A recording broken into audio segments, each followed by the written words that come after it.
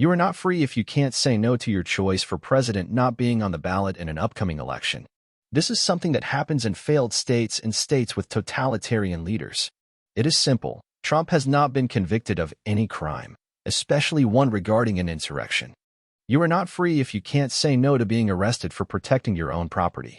George Washington wrote, "Freedom and property rights are inseparable.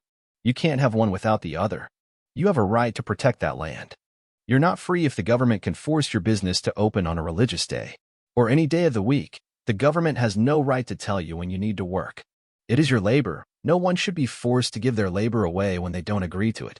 The people who are forcing you to work a certain time or for a certain price want you to be a serf. A man's right to freely choose how to apply and when to apply their labor is an essential freedom. You're not free if you can't say no to the government looking into your phone and invading your privacy without probable cause or a search warrant. The Fourth Amendment clearly states, the right of the people to be secure in their persons, houses, papers, and effects, against unreasonable searches and seizures, shall not be violated, and no warrants shall issue, but upon probable cause, supported by oath or affirmation, and particularly describing the place to be searched, and the persons or things to be seized. You're not free if the government can force you to purchase a certain product. Whether that be a car, stove, or healthcare plan. When you centralize markets, you take away innovation, reduce quality, and increase the cost to consumers. There is no innovation because there are no new ideas, because making another product would be illegal to sell.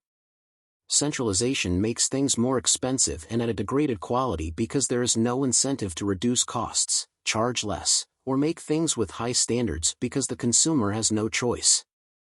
You're not free if you cannot say no to buying a car which has a kill switch and the government can shut down your car whenever they want. Freedom to move is essential. Only tyrants bent on doing evil care about where you would be going or what you would be saying. In China right now, if your social credit score is not high enough, you are banned from buying a train ticket to travel.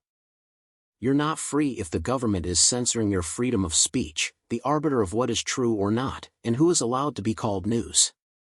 The centralization of information leads to propaganda, the further division of people, and an ignorant population. A well-educated and informed population will call for freedom and naturally distrust centralized governments. An ignorant and misinformed population will accept an ever less comfortable serfdom. Thomas Jefferson wrote, "I prefer dangerous freedom over peaceful slavery." You are not free if the government can take your property and assets, and there is no recourse for getting them back or holding the people accountable who took them in the first place. Under this bizarre legal fiction called civil forfeiture, the government can take your property, including your home, your car, your cash, regardless of whether or not you are convicted of a crime. It's led to horrible abuses, says Scott Bullock of the Institute for Justice, the libertarian law firm. The feds do this, too. In 1986, the Justice Department made $94 million on forfeitures. In 2010, its forfeiture fund had more than $1 billion in it. You're not free if someone you did not elect is making laws that you have to follow. According to the Manhattan Institute, some 300,000 federal crimes exist, 98% of which were created by administrative action rather than congressional lawmaking. There are 400 federal agencies that make regulations which become law each year. The Code of Federal Regulations has grown to over 188,000 pages. Those are all laws you have to obey. Written and dictated by people who you never voted for.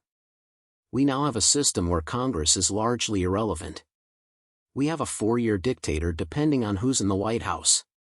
President Obama went around giving speeches for a year talking about how he was proudly going to go around Congress and do whatever he wanted, and he was enthusiastically cheered. Let's get back to the separation of powers between the legislative, executive, and judicial as it was written by our founders. You're not free if when you question your government, you are investigated and spied on by law enforcement. Our country was founded on questioning our rulers, and breaking away and rebelling as we had no representation in the laws that were passed. Benjamin Franklin said it is the first responsibility of every citizen to question authority. For the FBI to investigate you for questioning what your kids are taught, is the exact same as the Soviet Union and Russia today. Would we consider those people free? As a previous video stated, there are 300,000 federal laws. If you are investigated, the government can arrest or fine you for something. For the average person watching this, follow Thomas Jefferson and question with boldness.